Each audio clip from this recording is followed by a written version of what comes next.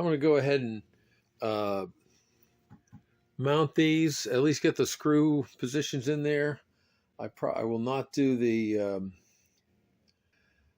won't do the painting or the 5200, but I'll just basically do a fit check. So here are the screws in the mighty big, but it calls for number 12s, 1.5 inch number 12s. So I've got 6 here, 4 here, and 4 here, and and this I use some Fairwinds fastener screw lube versus toilet bowl wax, which will work, but I got this when I was ordering all the fasteners. So anyway, now we have to stand it up, put clamps on so they're on the other side, and then flip it over, do the same thing, just as a fit check. And once I finish the bed logs, I'll fit check them as well. I did put together a fit check. I clamped the bed logs together at both ends, nice and tight, and then I clamped the body of the trunk to one side to try to get an idea of how much of a little space. It increases in the center, but the plywood could be a little warped. Probably that's what that is. I do have a little piece here. I was going to put it on the table saw. I'm not going to do that. It's so small once I clamp it. Then I'm just going to take a sander to it and go the length. And if you feel inside, it's not very much. So I think the rabbets in these things are adequate, and we'll get going. So here's the fit check with the bed logs clamped in place, and this is just held in place by pressure, and I'm pressing against the bottom of the bed logs, so I'm not pressing against the sides, just the posts that extend down below the sides. Got to clean this up a little bit, just its adjustment, because these aren't completely.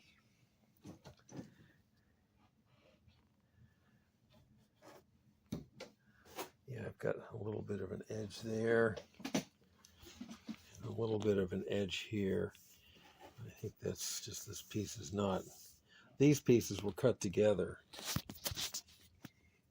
These two pieces were cut together, but this was probably not exactly square.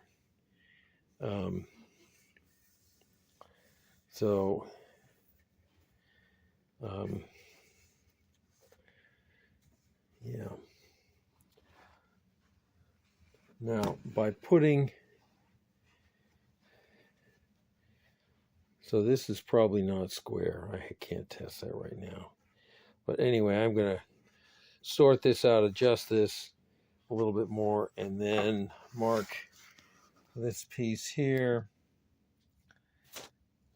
in the notch, and then cut that off. I haven't looked at the plans, but I don't know how much space there is between this and one of the floors. There's one of the floors that's on the opposite side of, the floors are on one side or the other, depending which end of the boat you're in. But one of them, I think it's frame 10, it moves to the other side to fit the bed logs in. I am concerned because this is a potential leak source right here, because that's where and the other end as well. So great care is going to have to be taken when we put the keel on, and I may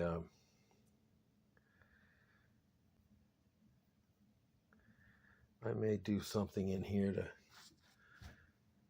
add some better sealing potential. I have to look at that more closely. But anyway, I have a little bit of a gap here, a little bit larger gap there. I think that's going to go, the one there is going to go away once I put these in place.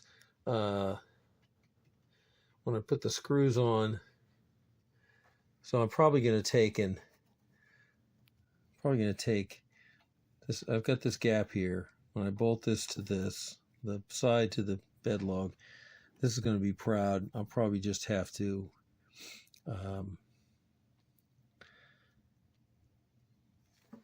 go down the length of this thing with a sander and get rid of it. Do that on both sides. This is just dialing stuff in at this point, and then everything's going to get gooped together. The reason I'm concerned about it is that this has to sit flush against this. Even with 5200 in there, it's not going to be, this is too deep. So is this. These weren't quite 3/4. I tried to keep them down from 3/4, but it wasn't perfect. Anyway, so a little more attention to these inside surfaces of the bed logs. Get them to be flush.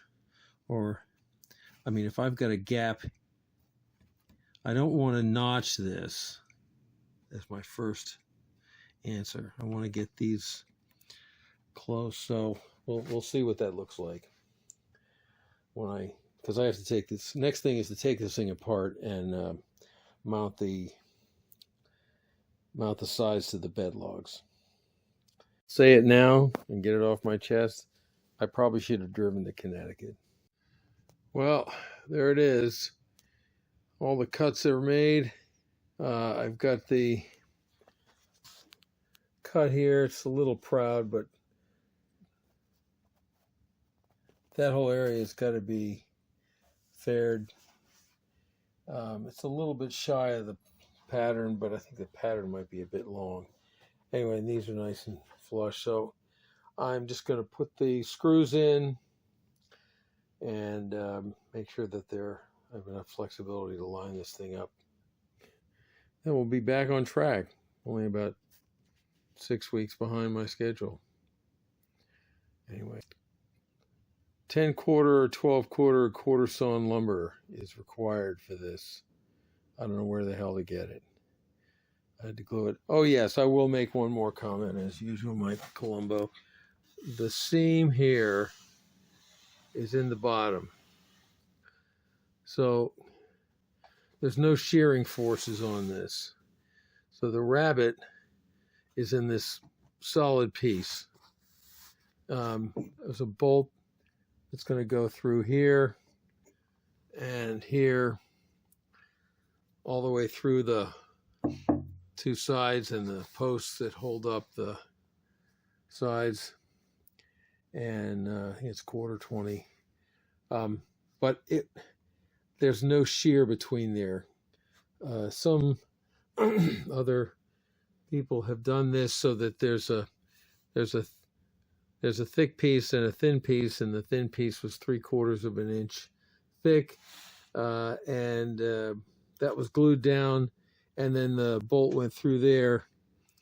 And I'm just concerned about, if you flex this thing back and forth, you're going to have a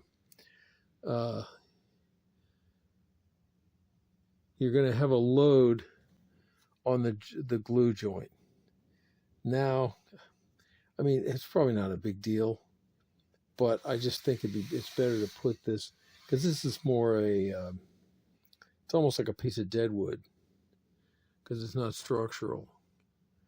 I mean, having this nice solid piece on both sides to bolt through this entire thing, I think is the better way to go. My opinion. I've put the posts on with I used mahogany 3M 5200, It's really coming out. I gotta run my finger down along it. But anyway, so I put it on the, so what did I do? Oh yes, I put it on the underside of these posts, and I had the board standing up, and I put screws in through the back, one at each end, and was able to seat the piece and get them started, and then put in the rest of the screws and get them all going. I mean, it's hard to know how to do this exactly with the exact good process. Anyway, so for this thing, and this is what I did for each one. I did a seam down both sides and a circle around each screw hole, and then one bead down along the length here. It is, someone said it's Satan's spawn. I'm beginning to understand why they said that. Anyway, it is pretty nasty stuff. Here's the first piece put together. I'm going to let this sit overnight and then come back and tighten the screws again, and then do that one because I don't have enough clamps to. I only got one set of clamps big enough to do this. You know, here they are. They've been moved to the garage where I'm going to paint them. Actually, I have to. I'm going to use Total Fair, which I'm beginning to wonder if that's an adequate product for this, but that's what I got. It's below the water line, so it's going to get used to fill these screw heads.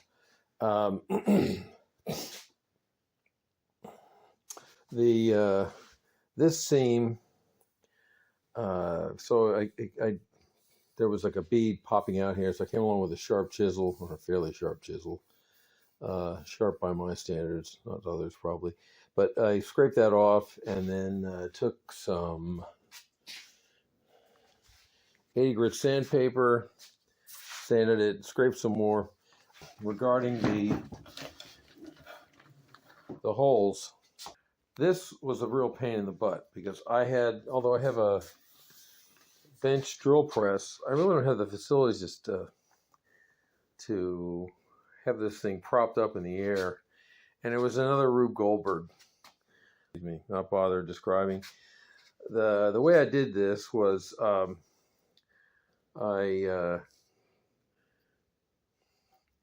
located this point, so it was half the distance down on the rabbet, whatever that, and for me it was 7/16, and then an inch in from the end. And I did that on both pieces. In Art of Boat Building, pointed this out, which is a great idea. Drill this hole, and drill this hole first, and then you can chase this hole through everything. Right now, this just goes through the bed log, because when I did this, I didn't have this piece together because I don't have. It was hard enough to get this balanced under the drill press. I think this probably could have been done with a drilling block. Mastercraft sells, the same people who make the track, this circular saw track that I used originally to cut the plywood, but not the rabbet. They sell a block that has different size drill holes in it. I think it would have been better to clamp something on this. Anyway, I will show the results of that once that's finished. So I've applied, mixed up my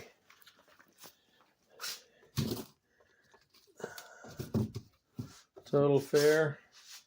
Probably mixed too much as usual, but that's all right.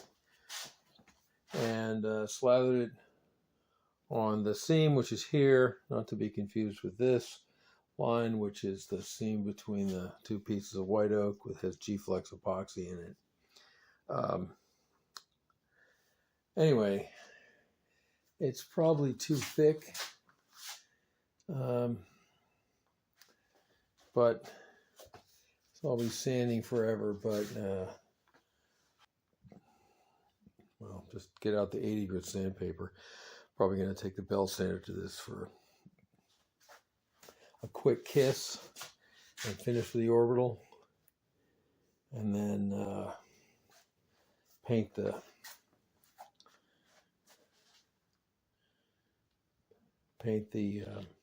put the bottom paint on there. I'm concerned that I may not have wanted to put this fillet of this stuff on here because the paint may not stick to it. If it doesn't, well, we'll cross that bridge when it comes to it. I'm going to just rough it up with sandpaper. So here's the rig.